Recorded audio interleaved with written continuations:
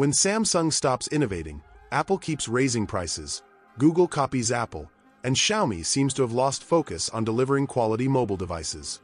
Then along comes a brand that truly steps up and says these simple words, "Wait and see, I'm going to become the king of value for money." That brand is undoubtedly Infinix, which in my opinion is making incredible smartphones right now. In this video, I'm going to talk about 3 phones that genuinely humiliate every other brand by being so complete across low-mid, mid-range, and upper-mid categories. If you want to know them, I invite you to stay for this video. Yes, I have to confess, I'm a huge fan of Infinix. I've tested several of their devices, and the truth is they keep surprising me positively. Nowadays, when brands are so used to success that they do very little to give us increasingly better phones, these rising brands come in genuinely trying to win a place in our hearts with devices like the 3 beasts I'll mention in this video. I recommend you stay until the end because I think the last one is an absolute gem. Also, drop a like and comment below which underrated brand surprised you the most when you bought one of their devices. For me, it was Xiaomi with that Redmi Note 5 that felt like an absolute gem, and since then the brand has done very well overall, except for the latest Redmi phones, but that's a topic for another video. In third place, we have the Infinix Hot 60 Pro Plus. This is the first low-mid-range phone on the list and, in my opinion, a really solid one. We're talking about a device that's already been out for quite a while, about 7 months, but still holds up very well with great features. At first I recommended the regular Infinix Hot 60 Pro more because the Pro Plus and Pro versions have very few differences. In fact, they're practically identical. The main upgrade in the Pro Plus is that it's noticeably thinner, has better camera sensors, and costs a bit more. Otherwise, the Pro Plus and Pro are exactly the same.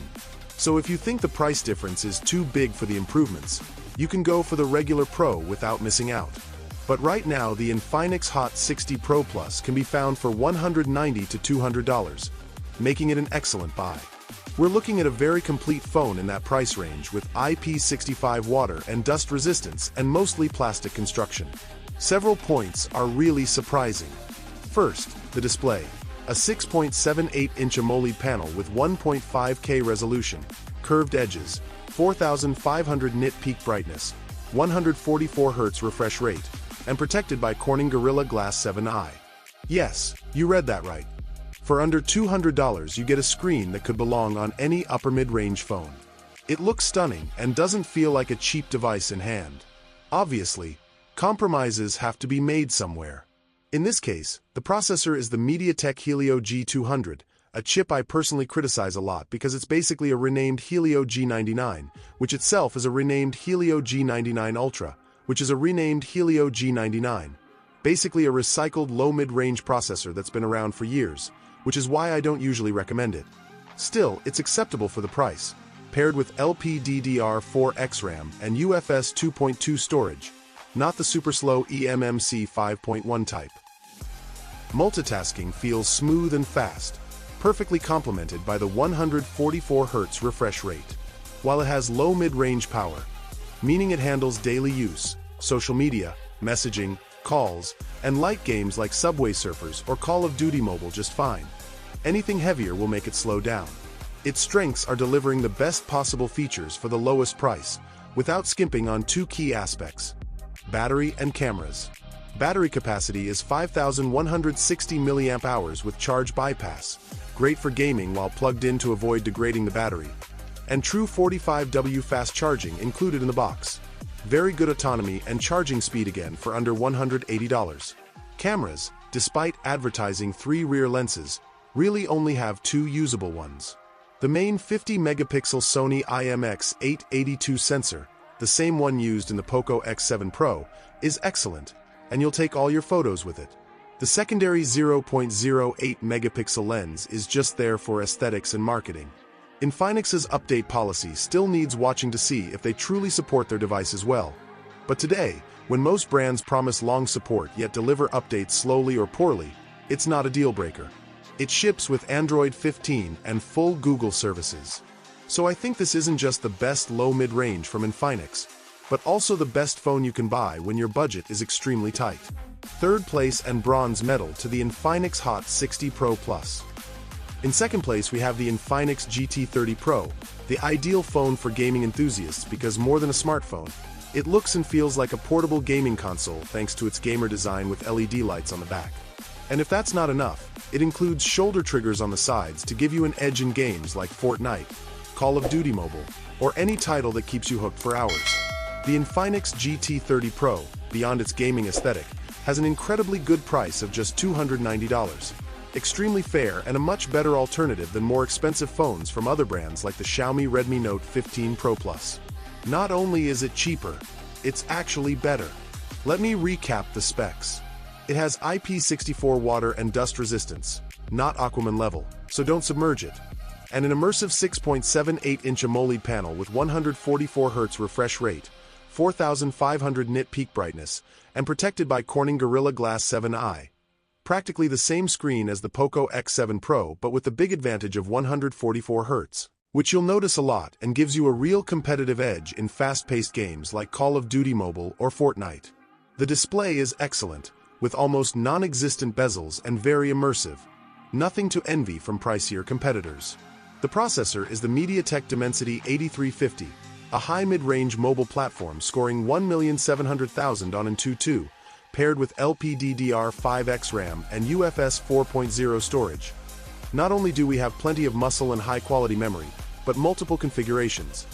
8GB RAM plus 256GB storage, 12GB plus 256GB, or up to 12GB RAM plus 512GB internal storage. No microSD expansion. This phone is far more powerful than the Redmi Note 15 Pro Plus from Xiaomi, which is more expensive, or the Samsung Galaxy A56 from Samsung, also pricier. It's here you realize Infinix is delivering truly great devices at a ridiculously low price. Battery capacity is 5,500 mAh, above average, with 45W wired fast charging, wireless charging, and reverse wireless charging up to 30W, 10W, and 5W respectively, plus charge bypass. With this, you can humiliate phones like the Poco X7 Pro, Redmi Note 15 Pro Plus, or Samsung Galaxy A56. Popular brands that don't offer features that are now premium/high-end territory, while Infinix steps up and gives you a monster phone with near-flagship specs. I don't know how they do it. They must be selling it at a loss to build brand fame. It has two rear cameras, a 108-megapixel main Samsung sensor that records 4K with OIS, plus an 8-megapixel ultra-wide. Photo results are very similar to the Poco X7 Pro. Not bad at all, and if you're not a photography expert, they'll feel great. It ships with Android 15, and the brand promises 2 years of OS updates and 3 years of security patches. Honestly, for $290, this is an excellent buy.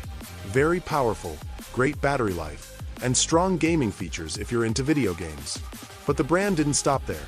They recently released the Infinix Note 60 Pro and Infinix Note 60, and personally I'm leaning more toward the Infinix Note 60. The Infinix Note 60 and Infinix Note 60 Pro have practically no differences. To start, the Infinix Note 60 comes with a MediaTek processor instead of Qualcomm and also has slower charging than the 60 Pro. I personally recommend the Infinix Note 60 more, but I'll talk about the 60 Pro because I know it's the more popular one. The truth is both are worth it, and it mostly depends on you which one you choose. In this case, I'll go over the Infinix Note 60 Pro and review its features. Design-wise, it's quite eye-catching and curious because it's orange. It has a camera module that looks suspiciously similar to the iPhone 17 Pro Max, but with an extra feature. An LED screen on the back that can serve several functions. Show you the time, display the current battery level, even show received text messages, or let you play retro games on that little screen. It's a very curious design detail, and on the side it even has the typical camera access button. Yeah, we know they might have been a little too inspired by the iPhone 17 Pro Max. It has military-grade IP64 certification, MD810H, meaning it's likely more resistant to drops and impacts than submersion in water. The screen is the same one found in the Infinix GT30 Pro, a 6.78-inch AMOLED with Quad HD resolution, 144 Hz refresh rate, 4500 nits peak brightness, covered by Corning Gorilla Glass 7i and with 10-bit color depth as well as LTPS technology. Another very good, immersive screen for a very tight price. Its processor solved the main problem of this phone series, since we know the Infinix Note 50 Pro was heavily criticized for having the Helio G99 as its processor. As I told you, it's a low mid-range mobile platform when the phone is clearly a mid-range to upper mid-range device. Here we have a processor we saw in the Redmi Note 15 Pro Plus, for example, the Snapdragon 7's Gen 4, built on 4 nanometers with LPDDR5 RAM and UFS 2.2 internal storage expandable via microSD cards. This processor scores nearly 1 million points on EE.UU, which, while not making it the strongest overall, is enough to perform very well over time without ruining the user experience. And this phone is mainly designed to give you a perfect balance of features. If it focused too much on power, it would neglect other areas, as happened with Infinix GT30 Pro, so if raw power is your thing, better go for second place in this top, the Infinix GT30 Pro, which excels more in that aspect. Battery capacity is 6,500 mAh. Yes, you heard right. And it also supports wireless charging, reverse wired and wireless charging at 30W, 10W, and 5W respectively, plus charge bypass, with 90W wired fast charging. Yes, if you use the charger that comes in the box, you can go from 0 to 50% in less than 30 minutes with such good speed. So having a larger battery capacity won't mean spending more time plugged in. The rear cameras are two: a 50-megapixel main sensor from an unknown manufacturer, probably Sony, and an 8-megapixel ultra-wide. This phone obviously records in 4K and delivers good photo results just like its predecessor, the Infinix Note 50 Pro. Honestly, I recommend it a lot, and for $340 it feels very good. As I said, if your budget is tighter, for $290 you have the Infinix Note 60, the younger brother, with slight differences. It also comes with 2 years of OS updates and 3 years of security patches. To me, it's the most complete and balanced phone and takes the gold medal in this top. But as always, now that we're at the end of the video, tell me what you thought. As usual, I'll read you all and send hearts. Without further ado, see you in the next one. Which Infinix phone do you think offers the best value in 2026?